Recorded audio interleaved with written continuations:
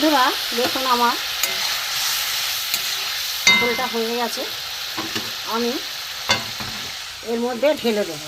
এই যে সাজানো আছে চিকেনগুলো, এগুলো পকোড়াগুলো এর মধ্যে আমি দিয়ে দেবো। গ্যাসটা কমিয়ে দিই।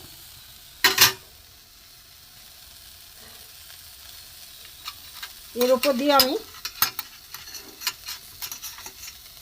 একটু গরম মশলা দিয়ে দেবো।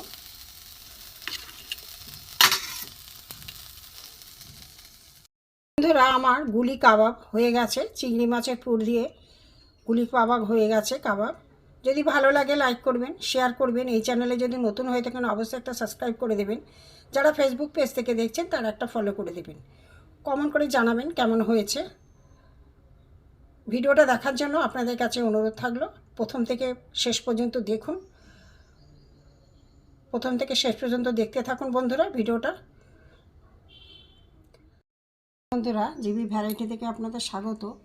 আজ আমি আর একটা নতুন রেসিপি নিয়ে এসেছি। এখানে দেখুন এঁচড় আছে। এঁচড়গুলো আমি কি কুকারে সেদ্ধ করে নিয়েছি, নুন দিয়ে সেদ্ধ করে নিয়েছি। এখানে কটা চিংড়ি মাছ আছে। চিংড়ির গুলি কাবাব করব। দেখুন এখানে এগুলো সেদ্ধ হয়েছে, এগুলো আমি মেখে নেব। এঁচড়গুলো আমি একদম চটকে মেখে নেব।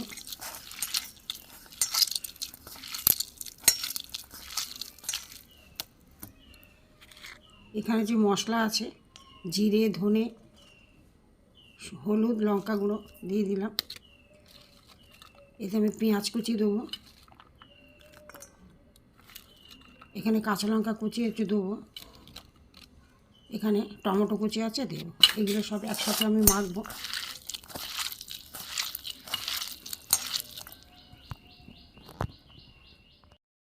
সেদ্ধর সময় নুন দিয়েছি বলে আমি আর নুন দিলাম না, সব কিছু মশলা দিয়ে দিয়েছি। দিয়ে আমি ভালো করে চটকে চটকে মাখবো। এখানে চিংড়ি মাছ আছে দেখুন, আর এখানে নুন আর হলুদ আছে। দিয়ে আমি এটাকে মেখে নেব। গুলি কাবাব করার জন্য চিংড়ি মাছের পুর দেবো। গোটাই চিংড়ি মাছ, কাঁচা চিংড়ি মাছ দেবো। দেখতে থাকুন। এঁচড়টা চটকে মাখা হয়ে গেছে মশলা দিয়ে। হাতে তেল লাগিয়ে নিয়েছি, নিয়ে আমি ছোট ছোট বলের মতো করব।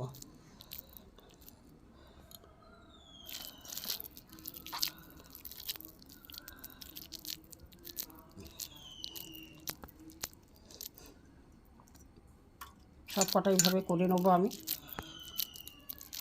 এই যে বলের মতো ছোট ছোট বলের মতো করে নিয়েছি, সব কটা করে নেব। বন্ধুরা এই যে গোল গোল করে রেখেছিলাম, মধ্যিখানে একটা ফুটো করে এই যে একটা চিংড়ি মাছ এতে আমি দিয়ে দেবো। দিয়ে এটাকে আমি পুরো ভেতরে ঢুকিয়ে দিয়ে পুরো বলের মতো করে নেব। এক হাতে তো বন্ধুরা, এক হাতে ক্যামেরা, এটা পুরো আমি ঢুকিয়ে দেখুন এবার পুরো ভেতরে চলে গেছে। এভাবে পাকিয়ে নেব। ফের একটা দেখাচ্ছি। এই যে গোল গোল করে রেখেছিলাম, এতে এই একটা চিংড়ি মাছ এতে দিয়ে দেবো। দিয়ে পুরো এটাকে কভার করে দেবো, ঢেকে দেবো পুরো। দিয়ে আমি এইভাবে করে নেব।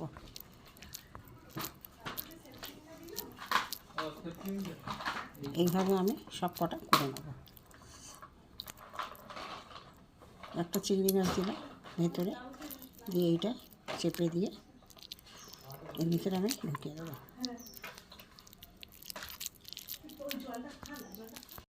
বন্ধুরা এই যে এঁচড়ের চিংড়ির বলগুলো করে রেখেছি, এবার আমি কড়ায় ভেজে নেব। এখানে একটা ডিম আমি নুন দিয়ে একটু ফেটিয়ে নিচ্ছি।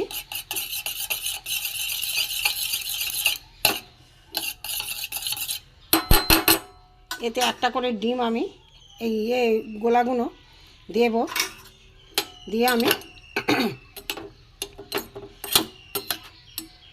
আমি আস্তে আস্তে তেলে ভেজে নেব। তেল গরম হয়ে গেছে আমার।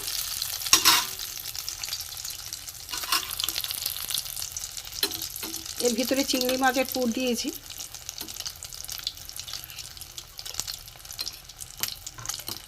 এই ছেড়ে দেবো। এইভাবে আমি সব কটা করে নেব। চামচ দিয়ে অসুবিধা হচ্ছে, তুমি হাতই লাগালাম।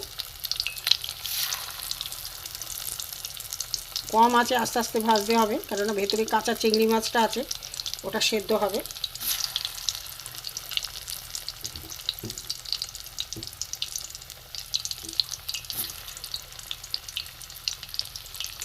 অনেক কটাই দিচ্ছি একসাথে, তেল আছে অনেকটাই।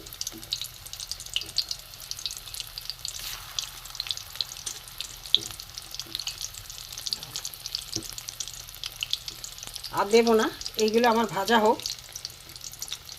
গ্যাসটা অল্প করে বাড়িয়ে দিলাম, কমিয়ে দিয়েছিলাম তেল গরম হয়ে যেতে।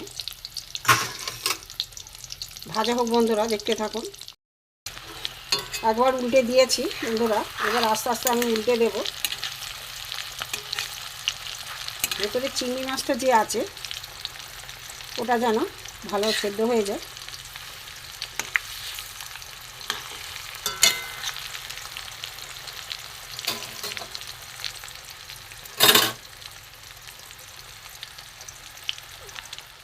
এবার আমি তুলে নেব।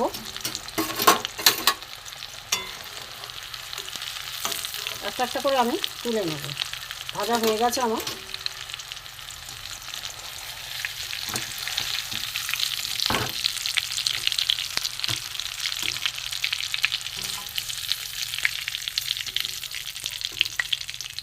আর যেগুলো আছে আমি দিয়ে দিই। কয়েকটা বাকি ছিল, দিয়ে দিলাম।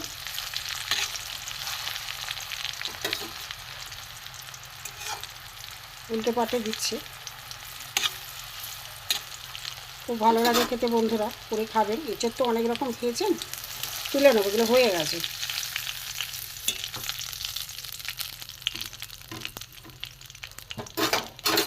এতে অনেকটা তেল আছে, তেলটা আমি এতটা দেবো না, ঢেলে নেব বন্ধুরা। এতে তেজপাতা আর জিরে ফোড়ন দিয়ে দিয়েছি। এখানে আমি কয়েকটা এলাচ ফাটিয়ে দিয়ে দেবো, লবঙ্গ, এলাচ, লবঙ্গ, দারচিনি দিয়ে দিলাম। এবার আমি এখানে রয়েছে পেঁয়াজ, টমেটো আর কাঁচা লঙ্কা দিয়ে দেবো।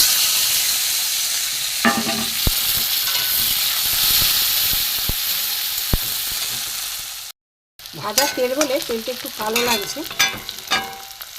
এখানে অল্প করে রসুন দিয়ে দেবো, রসুনটা এর সাথে ভাজা হোক।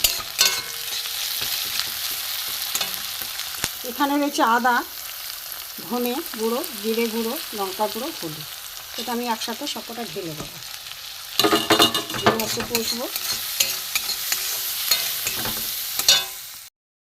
বন্ধুরা। এই যে মশলা সুন্দর একটা সেন্ট ছেড়েছে, এতে আমি কিছুটা জল দিয়ে দেবো। যেটাই মশলা দিয়েছিলাম সেই মশলা ধোয়া জল একটু দিয়ে দেবো। আর একটু জল দেবো। এতে নুন দিতে ভুলে গেছিলাম, নুনটা দিয়ে দিই। একটু